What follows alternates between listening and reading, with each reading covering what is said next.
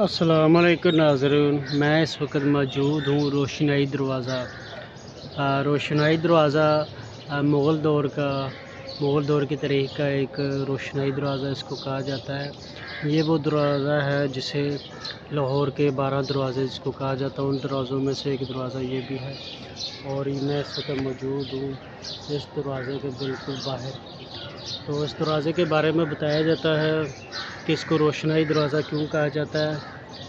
تو اس کے بارے میں ہم آگے چل کے بات کرتے ہیں، آپ کو بتاتے ہیں۔ تو یہ اس کا ویو ہے، اور یہ بالکل بادشاہ مسجد کے آپ کو بالکل ایک سائڈ پہ نظر آ رہا ہے، اور یہ لاہور میں داخل ہونے کے لیے یہ 12 دروازے بنوائے گئے تھے، اور اس کے اندر لاہور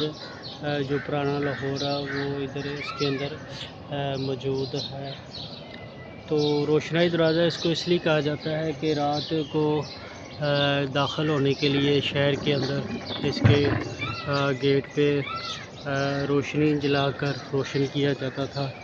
تو یہ لاہور میں داخل ہونے کا یہ واحد ایک راستہ تھا، اور یہ ان 12 دروازوں میں سے یہ بھی ایک دروازہ ہے۔ تو یہ آپ دیکھ سکتے ہیں، ابھی اس کی تعمیر و مرمت کا کام شروع ہے، اور یہ تقریباً اپنی اصلی حالت میں ابھی تک موجود ہے۔ اور گیٹ کے اندر آپ یہ دیکھ سکتے ہیں کہ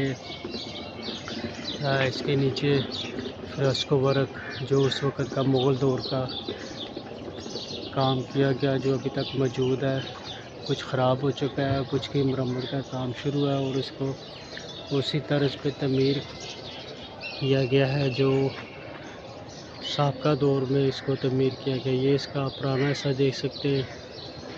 یہ پلستر کر کے اس کی شکل یہ اسی طرح بنائی ہے جیسے اس کی پرانی شکل تھی کافی، یعنی کہ یہ مغل شہنشاہ اکبر کے زمانے میں یہ 12 دروازوں کو تعمیر کیا گیا، تو ان میں سے یہ ایک دروازہ یہ بھی ہے۔ تو یہ آپ اس کے اندر دیکھ سکتے ہیں رنگ روگن کا فرسکو ورک، فرسکو آرٹ کا کام کیا گیا ہے۔ تو اس کی دروازے کی ایک بڑی تاریخی اہمیت یہ بھی ہے کہ مغلوں کے دور کے بعد جب سکھوں کا دور آیا تو سکھوں نے لاہور کے اوپر بڑے شدید حملے کیے، اور یہ دروازے اس لیے بنائے گئے تھے لاہور کو محفوظ کرنے کے لیے، اور لاہور میں داخل ہونے کو اس کے علاوہ اور کوئی راستہ نہیں تھا۔ تو جیسے جیسے مغلوں کی حکومت کمزور ہوتی گئی ہے تو مغلوں کا جو زوال تھا وہ شروع ہو چکا تھا، تو سکھوں نے اپنی تیاری کافی جدوجہد کے بعد کافی جنگ و مور کے بعد دروازے سے انہوں نے بھی ایک دفعہ بڑا زبردست حملہ کیا، جس کی وجہ سے دروازے کے اندر آپ کو میں وہ نشانات بھی دکھا سکتا ہوں جو سکھوں اور مغلوں کے جنگ کے دوران یہاں پہ وہ خون کے جو نشان تھے، بڑی شدید جنگ تھی اور سکھوں اور مسلمانوں کے درمیان، کہ اگر یہ مسلمان کو شکست دے دیتے تو یہاں سے انہوں نے لاہور شہر کے اندر داخل ہو کر پورا قبضہ کر لینا تھا۔ بہرحال مسلمانوں نے بڑی جوان مردی کا مظاہرہ کیا اور سکھوں کو شکست فاس سے دوچار کیا اور یہاں سے ان کو داخل ہونے دیا۔ بہرحال یہ کام جو اس وقت اس کے اندر خون کے چھینٹے تھے وہ تو اب انہوں نے ختم کر دیے ہیں۔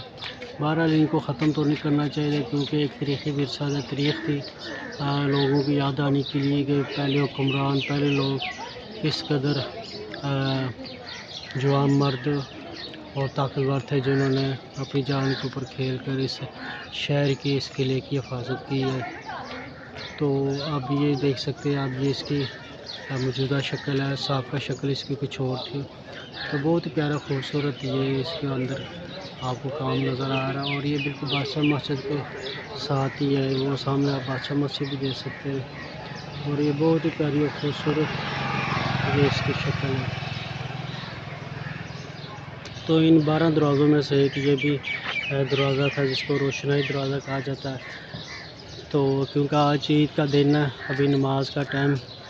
کافی ہے، 8:30 نماز ہوگی، میں کہ چلے اس سے پہلے میں آپ کو ایک چھوٹی سی ویڈیو اور اس طریقے دروازے کے حوالے سے آپ کو بتاتا چلوں۔ تو یہ اس کی تاریخ لکھی ہوئی ہے اس